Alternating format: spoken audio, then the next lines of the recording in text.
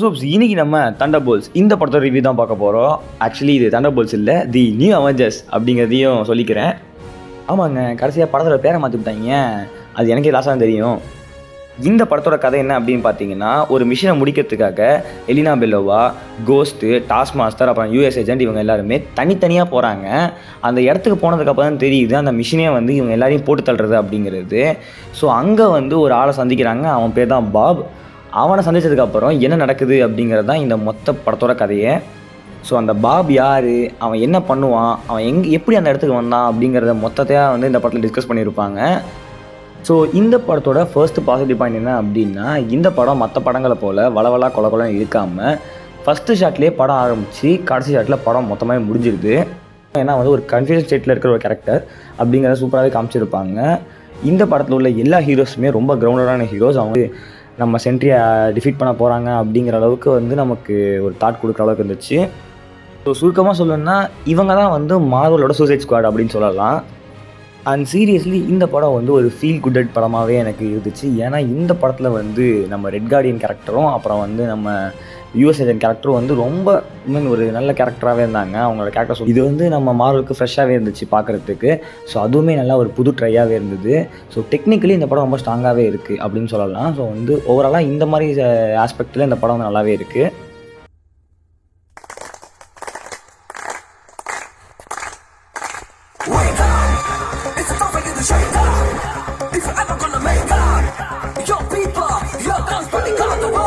இந்த படத்தில் உள்ள நெகட்டிவ்ஸ் என்ன அப்படின்னு நம்மள்ட்ட கேட்டிங்கன்னா, இதை நெகட்டிவ்னு சொல்கிறத விட இது ஒரு எக்ஸ்பெக்டேஷன் சொல்லலாம்.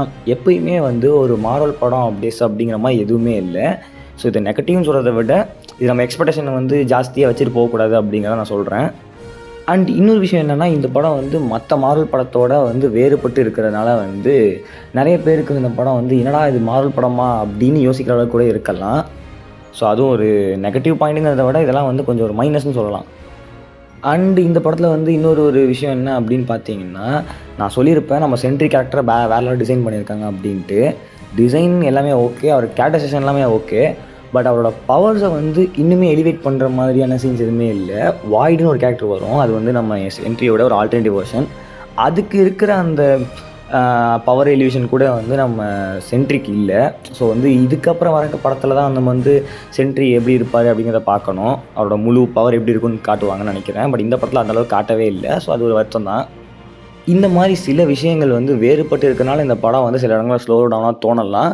ஸோ அதுக்கு வந்து கம்பெனி பொறுப்பாகாது, நம்ம மைண்ட் செட்டு தான். ஸோ வந்து அதை யாருமே யோசிக்க வேண்டாம்.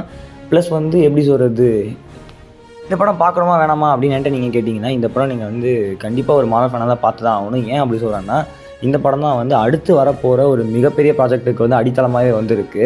ஸோ அதுக்கு தரமான ஒரு போஸ்ட் கிரெடிட்ஸை வந்து இந்த தண்டர் போல்ஸில் கொடுத்துருக்காங்க. ஸோ அதை நான் ஸ்பாயில் பண்ண விரும்பல, நீங்கள் நேராகவே பார்த்து தெரிஞ்சுக்கோங்க.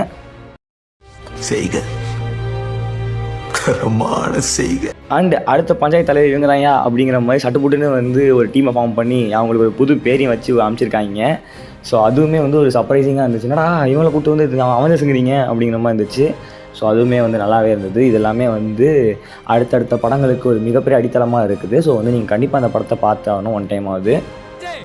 என்ன மீறி ஏரியால ஜெயிச்சிரே நீ உள்ள கால வச்ச வேணாப்பா மோரே சொல்லுப்பா. நான் எதிரல வந்தா ஒண்ணுக்கு போற நாய் நீ உனக்கு சீட்டா மோரே சொல்லுங்க. யோ என்ன நியாயம் இது?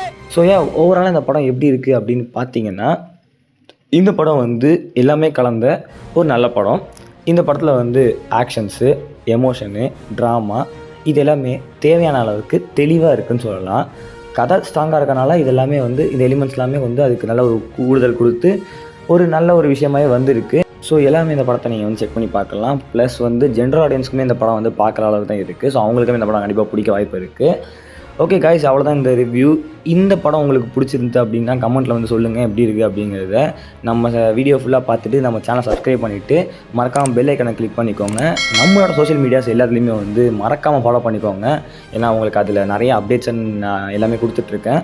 ஸோ வந்து மறக்காமல் செக் பண்ணி பாருங்கள் என்னோடய வாட்ஸ்அப் சேனலில். ஓகே காய்ஸ், இன்னும் ஒரு தரமான சந்திக்கிறேன். நான் ஸ்பைடி கமெண்ட்ரி. Good bye.